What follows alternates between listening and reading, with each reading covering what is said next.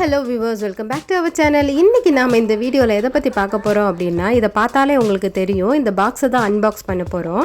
இது அப்படி என்ன பாக்ஸ்னு கேட்டிங்க அப்படினா இந்தியால இருந்து தாய்லாந்துக்கு ஒரு ஃபேமிலிக்கு என்னென்னலாம் முக்கியமா கொண்டு வருவோம் அப்படிங்கறத தெரிஞ்சுக்க இந்த வீடியோவை ஸ்கிப் பண்ணாம பாருங்க.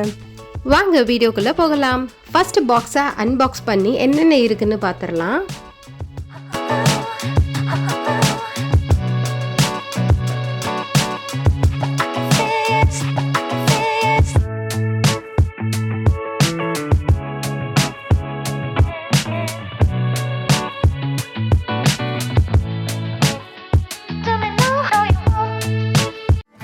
இங்கே தாய்லாண்ட்லேயும் மோஸ்ட்டாக எல்லாமே கிடைக்கும். இங்கேயும் இந்தியன் ஷாப்லாமே இருக்குது. பட் கொஞ்சம் காஸ்ட்லியாக இருக்கும் நம்ம இந்தியன் அமௌண்ட்டை கம்பேர் பண்ணும்போது. ஸோ அதனாலேயே பார்த்தீங்க அப்படின்னா நாங்கள் இந்தியாவிலேருந்து வரும்போதே மேக்ஸிமம் எவ்வளோ திங்ஸ் நமக்கு லிமிட் இருக்கோ அவ்வளோத்துக்கு நாங்கள் கொண்டு வந்துடுவோம். மெயினாக பார்த்தீங்க அப்படின்னா நம்ம ஊரில் வீட்டில் அரைச்ச மசாலா பொடி, அப்புறம் chicken, mutton, fish fry, chicken fry, biryani masala பொடி அப்படி எல்லாத்தையுமே வாங்கிட்டு வந்துடுவோம். நெக்ஸ்ட்டு இங்கே கிடைக்காத ஒரு பொருள்னால் அது கருவேப்பிலை தான். இங்கே எங்கேயாவது ஒரு ஷாப்பில் தான் இருக்கும். அதை தேடி போய் வாங்கிட்டு வரணும். அதனாலேயே நான் அங்கேருந்து வரும்போதே பார்த்தீங்க அப்படின்னா நிறைய கருவேப்பிலையெல்லாம் பறித்து கொஞ்சம் ட்ரை பண்ணி எடுத்துகிட்டு வந்துடுவேன். இங்கேயுமே ட்ரை பண்ணி அதை யூஸ் பண்ணிப்பேன்.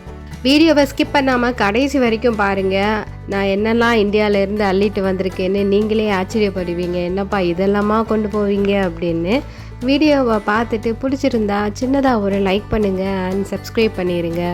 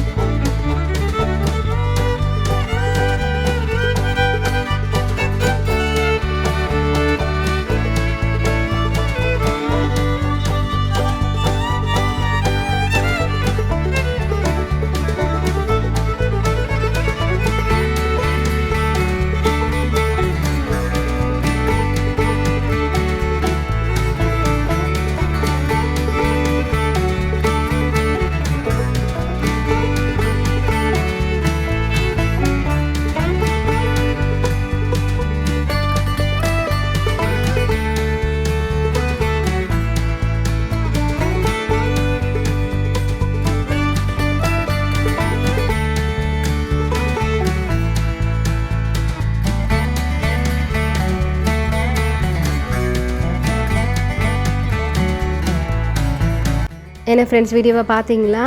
வீடியோ பிடிச்சிருந்துச்சுங்களா? இந்த பொருட்கள் எல்லாமே தான் நான் வந்து ஊர்லேருந்து கொண்டு வந்திருந்தது.